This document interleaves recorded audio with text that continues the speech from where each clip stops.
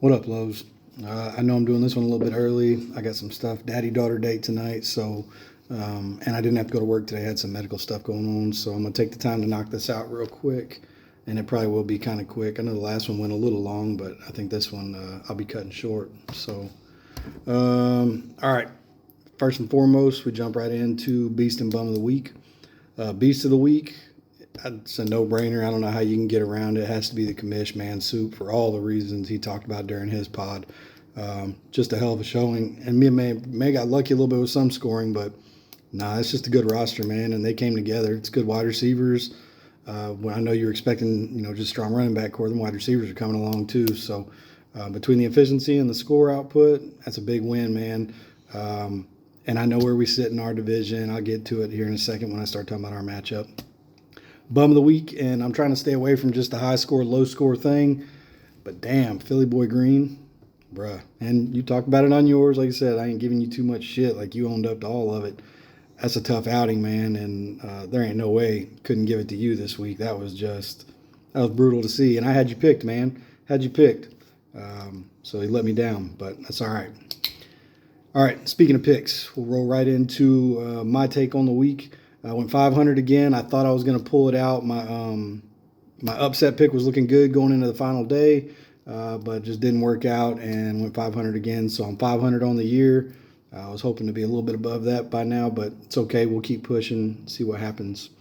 All right, first game of the week. You got Kamish versus myself for first place overall in the league and first place in our division. Yes, you're right. I know where I fell short. I know what my roster's done compared to yours, scoring wise and who I had opponent wise, but that shit don't really matter because once all the injuries kick in and the bye weeks start, all that shit evens out. So pulling off the wins early in the season is good for me no matter how I get them, and it puts me in a good spot to continue, like you, to hopefully stay up north. The more I look at my roster and the output, I missed on a handful of folks for definite.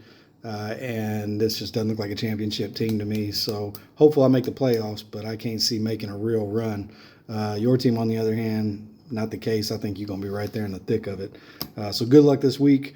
With that, I am picking you, just like the computer, to pull off a pretty big win, unless I get a couple surprises, which I'm hoping for. But reason being, for me, fucked up, man. I called it last week. This RJ Harvey pick might be biting me in the ass. It left me weak as hell at my RB2.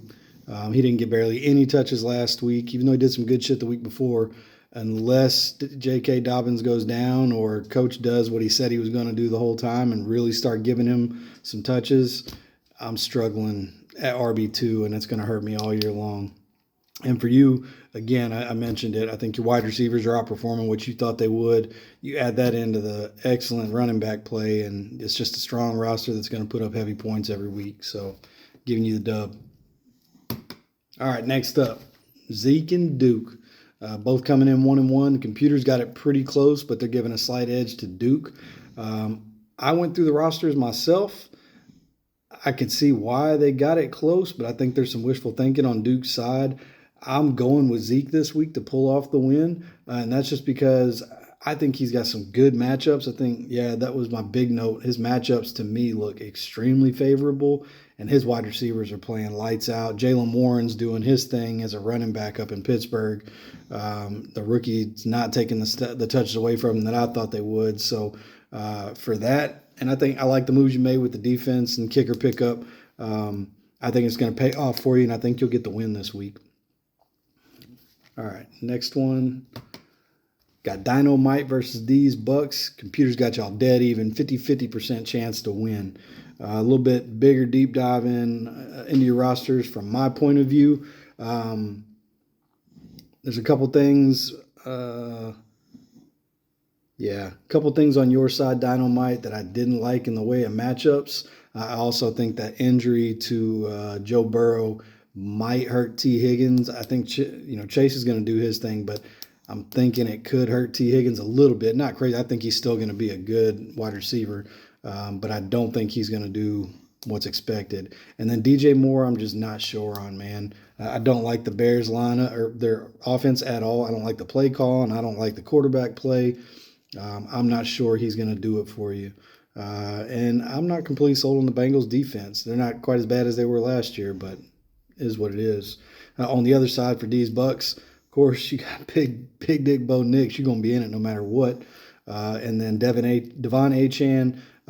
I think this week's going to be a breakout week for Genty. He's starting to complain online. He's starting to get loud about it. They're not using him in the way they probably should, even though I don't know if y'all seen the highlights on his pass blocking. Bro, that's the saddest shit I ever seen for an NFL running back. But I do think he's gonna break out a little bit this week. 13.8 is what they're projecting, and I think that might be right. If he gets in the end zone, he might get a little bit bigger bump than that. But I think it's time he did something. That Ted McMillan pickup for Carolina, I think he's going to pay off, man. He's doing exactly what all the pros predicted. Looks like a legit wide receiver, and I didn't see that coming out the draft. But that's why I'm fucking in the Air Force trying to make ends meet, and these dudes are making projections for $100,000, millions of dollars a year. So all that being said, though, I've got these Bucks pulling off the victory on this one, and yeah, I think it'll be good. It'll be close. Next one, another cannoli and Chubb Hunter. All right, so the computer's got it pretty lopsided, 60-40 in the way of Chubb Hunter. I'm looking at the rosters, though. I really like another cannolis. I talked about it last week, too. Like, it was just, you got really good players, and this Javonte Williams thing is working out in your favor. I'm not sold on Jacoby Myers right now the way the Raiders are playing, but if they work out, it's going to be good for you. And then over here for Chubb Hunter, I don't know that you get the same output out of Goff and the Lions offense that you did last week. They look great, but it's Baltimore's defense, and I think they got something for them. And I do think Detroit's defense is going to kind of cue in on Derrick Henry and try and hold him down too, because Baltimore's just a different team when he's held back a little bit. So we'll see what happens there. But this week, this is going to be my upset pick of the week. I've got another cannoli picking up the win, but I do think it's going to be extremely close. All right, next game, Philly Boy Green and Red Balls. Philly, I mean, you still got Jaden Daniels in there. Everything I'm hearing and seeing right now, it looks like he's probably going to be out this week unless I'm seeing some fake-ass shit going on. So I think that hurts you immediately.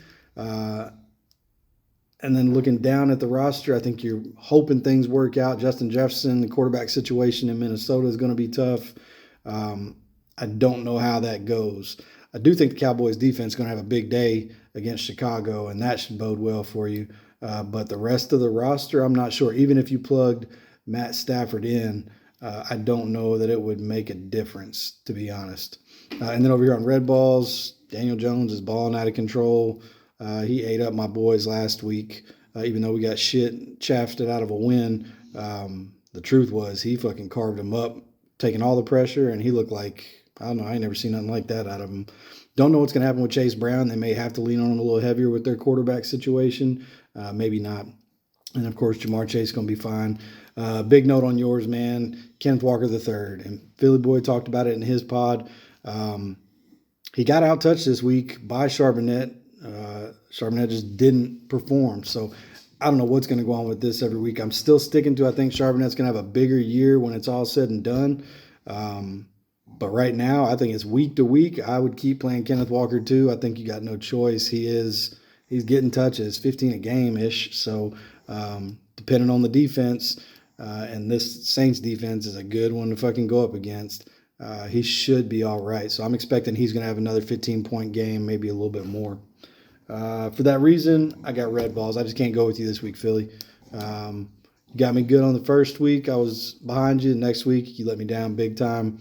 This time, I got to take everything into account, and I just don't think you pull it off. So, good luck, Red Balls. I think this one's your week.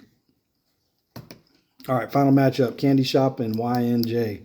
I'm looking at this. The computer's got it really lopsided. I think it's a little off with their projections, but I will say for YNJ, I'm looking at it, man, still a lot of Jacksonville offense on that roster. And while you put up some good points last week, I can't put my faith in Jacksonville. There's too much trouble going on between Trevor having issues with the coach, and then, of course, Brian Thomas Jr. ain't done shit this year. I don't know what's going on with him. So I'm not sure how that works out for you. And Omarion Hampton, He ain't done shit this year either. And then you're going to put him up against Denver, who's about to try and bounce back off an embarrassing loss? I don't know, man. I can't see it. I like all the matchups over on Candy Shop's side. I like all the players. It's a pretty strong roster with good matchups for the most part. For that reason, I got Candy Shop pulling it out and then continuing his streak, putting up heavy points. I think it's going to be a high output for him. So, yeah, there you have it. Candy Shop's got the win in that one. And then that extra little piece like I did last week, this where I was right, where I was wrong thing.